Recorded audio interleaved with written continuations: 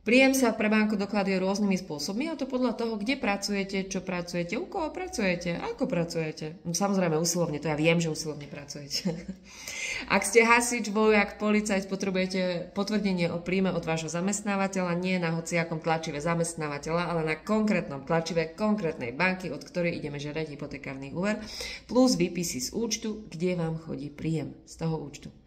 Ak ste klasický zamestnanec, ktorého príjem je overiteľný prostredníctvom sociálnej poisťovne, tak vy to máte najjednoduchšie. Pokračujeme, tvárte sa, že ste to nepočuli. Uvedie sa len IČO zamestnávateľa, adresa zamestnávateľa, odkedy ste zamestnaní, výšku príjmu a váš príjem si overia prostredníctvom sociálnej poisťovne všetky banky, takže žiadne potvrdenie nepotrebujete.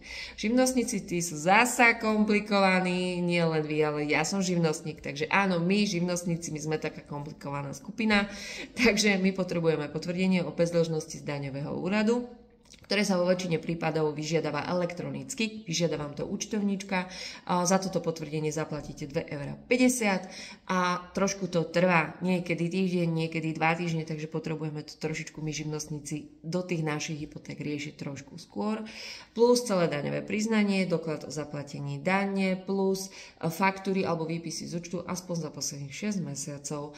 Z tých faktúr a výpisov z účtu za posledných 6 mesiacov sa nebude počítať vaša výška príjmu. Je to iba ako doklad o tom, že vaša živnosť stále funguje a stále príjem teda máte. Výška príjmu sa vždy vypočítava z daňového priznania a ako sa vypočítava, tých spôsobov je naozaj veľa. Každá banka si to počíta po svojom. To je na celé iné video. Takže, lebo tam sú obrovské rozdiely. V jednej banke jednému živnostníkovi s jedným daňovým priznaním nemusia dať nič a v druhej schvália aj 200 000. Takže to si dáme video na budúce. A krásny pondelkový deň a úspešný týždeň.